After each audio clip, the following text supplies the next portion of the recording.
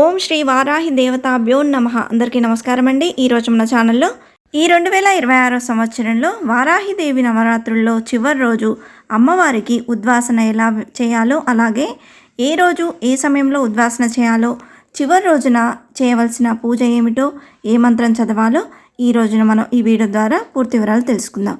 ఎక్కడ స్కిప్ చేయకుండా పూర్తి వీడియో చూస్తారని ఆశిస్తున్నాను. అంతకంటే ముందుగా ఇంతవరకు నా ఛానల్ సబ్స్క్రైబ్ చేసుకునే వాళ్ళు ఉంటే సబ్స్క్రైబ్ బటన్ని ప్రెస్ చేసి పక్కనే ఉన్న బెల్ ఐకాన్ని ప్రెస్ చేసి ఆల్ అనే ఆప్షన్ ప్రెస్ చేశారంటే నేను పెట్టే ప్రతి వీడియో మీరు నోటిఫికేషన్ ద్వారా మొదటగా చూసేయవచ్చు. ముందుగా వీడియోలోకి వెళ్ళిపోదాం. ముందుగా ఉద్వాసన అంటే ఏమిటో తెలుసుకుందాం. ఉద్వాసన అంటే విడనాడడం, పంపించి వేయడం, ముగించడం అనే అర్థాలు.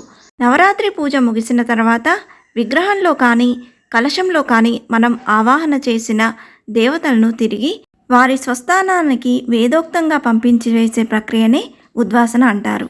ఇదే పూజలో చివరి అంకం. వారాహి నవరాత్రుల చివరి రోజు ఈ 9 రోజులుగా మనం ఇంటిలో కొలువై మన పూజలను, సేవలను భక్తితో ఆనందంగా స్వీకరించిన శ్రీ వారాహి అమ్మవారికి శాస్త్రోక్తంగా ఉద్వాసన ఎప్పుడు ఎలా చేయాలో ఇప్పుడు తెలుసుకుందాం. ఆషాఢ శుద్ధ పాడ్యమి నాడు ప్రారంభమైన ఈ నవరాత్రులు 9వ రోజైన నవమి తిథి నాడు ఈ నవరాత్రులు అనేవి ముగుస్తాయండి. జూలై 14వ తేదీ రాత్రి వేళల్లో పూజ ప్రారంభించిన వాళ్ళు జూలై 22వ తేదీ బుధవారం రోజు రాత్రి వేళల్లోనే ఉద్వాసన పలకాల్సి ఉంటుందండి. జూలై 15వ తేదీ ఉదయం పాడ్యమి తిథిలో ప్రారంభించిన వాళ్ళు జూలై 23వ తేదీ గురువారం రోజు ఉదయం వేళల్లో పూజ ముగించుకొని ఉద్వాసన పలకాల్సి ఉంటుంది. కలశాన్ని కూడా ఆ రోజే కదిలించాల్సి ఉంటుందండి. వారాహి నవరాత్రి చివరి రోజు అమ్మవారిని మహావారాహి రూపంలో అత్యంత భక్తి శ్రద్ధలతో పూజించాలి. ఈరోజు సాయంత్రం వేళల్లో పూజా మందిరాన్ని శుభ్రం చేసుకొని అమ్మవారికి ఎరుపు కానీ పసుపు రంగు వస్త్రాలు కానీ సమర్పించాలి. నెయ్యి, నువ్వుల నూనెతో దీపాన్ని వెలిగించాలి. ముందుగా విఘ్నేశ్వరుడికి పసుపు వినాయకుడిని చేసి పూజించాలి.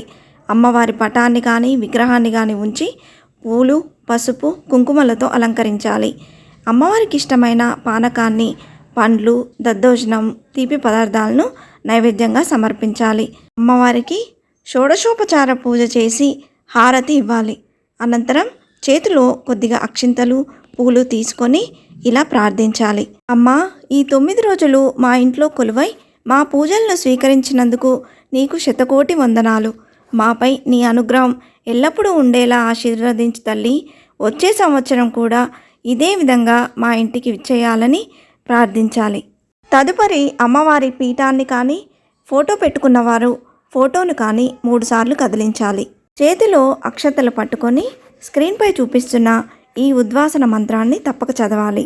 సహస్ర పరమాదేవి శతమూలా శతాంకుర సవ్రగం హరతు మే పాపం దుర్వా దుస్సప్ననాశిని జయదేవి నమస్తుభ్యం జయ భక్తవరప్రదే జయ శంకర వామాంగి మంగళే సర్వమంగళే శ్రీవాహిదేవ్యై నమః.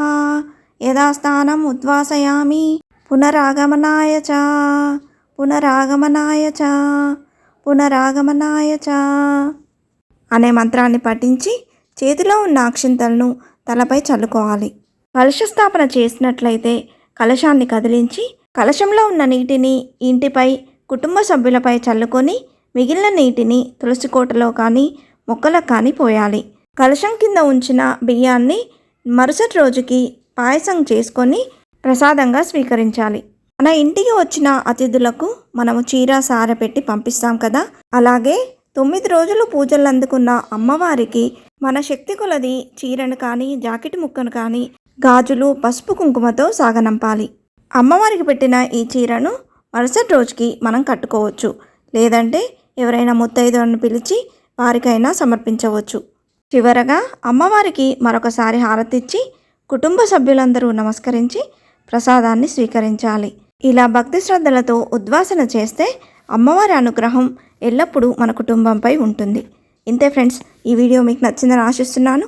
ఇలాంటి ఇంట్రెస్టింగ్ వీడియోస్ కోసం please subscribe my channel and press the bell icon. అలాగే లైక్ చేయండి, షేర్ చేయండి. మీకు ఏమైనా సందేహం ఉంటే నా కమెంట్ బాక్స్లో పోస్ట్ చేయండి. మరొక మంచి వీడియోతో మేము ముందుకు వస్తాను. అంతవరకు సెలవు. సర్వేజన సుఖినో భవంతు.